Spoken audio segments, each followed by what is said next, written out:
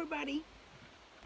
So hello, welcome to the sunny terrace.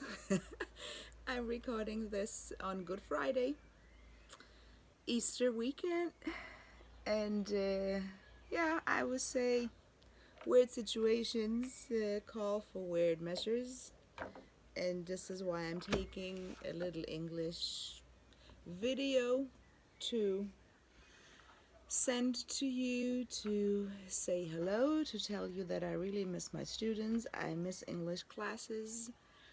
And for today, I thought I'm gonna tell you a little bit about fish. and yeah, you probably wonder fish. Okay, super lesson. But this is not a lesson session. But fish, actually, my brother kind of put the idea in my head about talking about fish. Where he said, yeah, in these days, people get kind of bored and they take on hobbies and do things they didn't do for a long time. And you know what? I go fishing. And do you know the difference between, and I have to say that in German now because this is where I got started to search for an equal word in English, because he said, fishing, like fishing, is catching the fish, and angeln is like just put the rod in the water. I said, okay, wow, that's cool. So I hope you go fishing. Yeah, and I did find some vocabulary in English for that, and they talk about fishing and angling.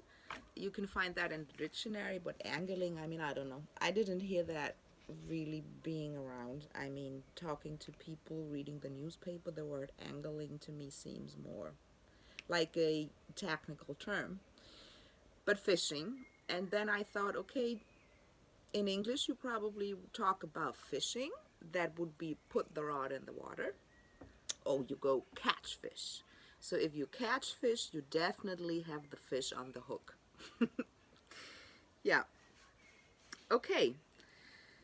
So talking about fish and the difference between really taking it out of the water or just spending your time at the lake.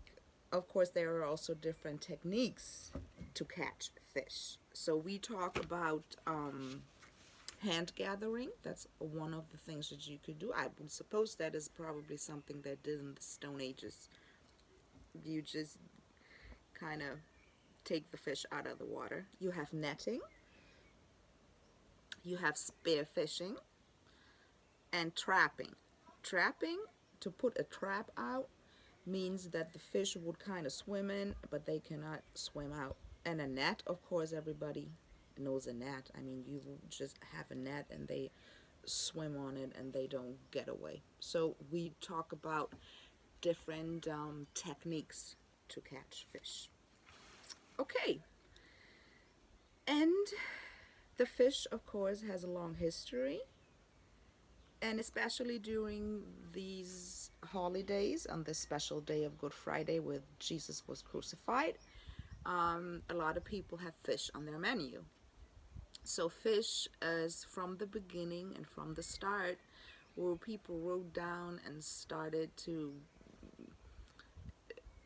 yeah, started to put down on paper, and not even on paper, maybe they craved it on the stones, but to kind of portray what they were doing. Fishing has always been around, and you are, of course, find it in the Bible too. You have Jonas and the fish, the whale. So that was supposedly a whale that swallowed Jonas to save him. You have the story that Jesus fed, I don't know how many people, by one loaf of bread and 7 fish. And you have a long history in fishing as providing food for people as well. So what I found out is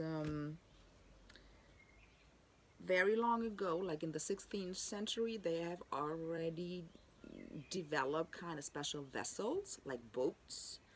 They would take out to catch fish and to make it, I would say, a profession, to put it beyond just fishing to provide food for yourself and your family. So in the 16th century, they would have already had special equipment to get a lot of fish out of the sea.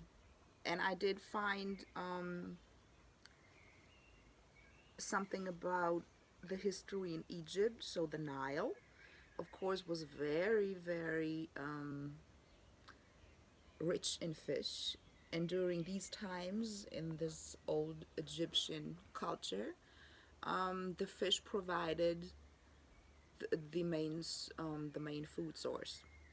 They all you can also find in the readings.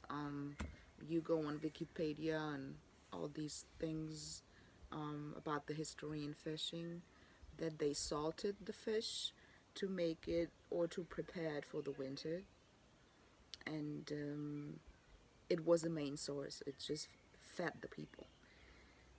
On the other side, when you go to ancient Greece, it is interesting that fishing is rarely mentioned in any historic books, or, like I said, some notes or things that they will put down to talk about what they did back then. But the Greeks had a total different culture, and for the Greeks, it was that fishing was below their status. I mean, nobody was, it was poor. It was for people with low education. Fishing was not, I mean, it was low status. So that's the difference in these two cultures. And then when you go to the Middle Ages, where all these princes and duchesses and kings ran around, it was even different then, because these people owned the lakes and the seas. So now it was like a privilege when you had a body of water and you could go fishing, which is interesting too.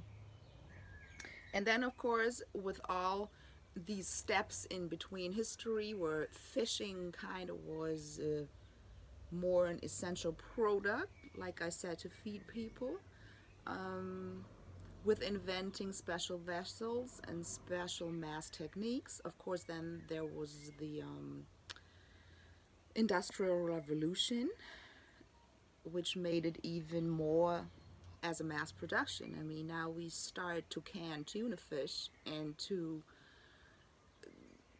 yeah, to prepare it in different ways to make it a mass production. With the globalization, of course, we added in like shipping the fish all over the world, um, because we felt that like the Pegasus fillet from China will probably be better than our own fish here from the Lake of Constance. So in all this, when we see it like a timeline, I do believe that fishing became a mass production, like so many things during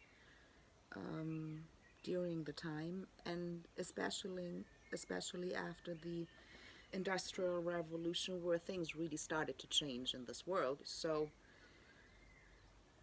maybe fish as an essential, as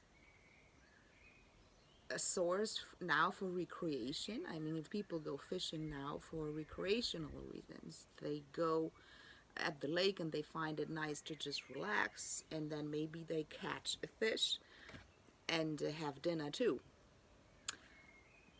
But fishing became something that was not so much focused on feeding people, but it was, like I said, it became like two parts. It was the hobby, the go fishing thingy, and it was just another food source, like we have mass production in chicken or in beef or in or whatever. But I think the essential idea of fish, and like I said, where we started with going back to the Bible, fish as, yeah, being something special in a way. So when you eat your fish over the holidays, maybe you keep in mind that it is something special and that we should take care of the fish.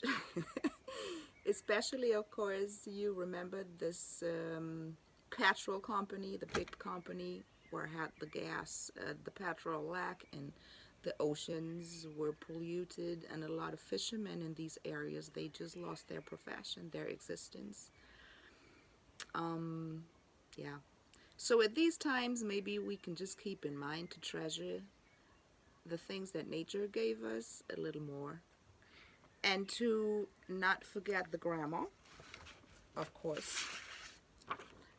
What I wanted to add, because fish is a good example for that, we do have words in English where we cannot put plurals on, and fish is one of them.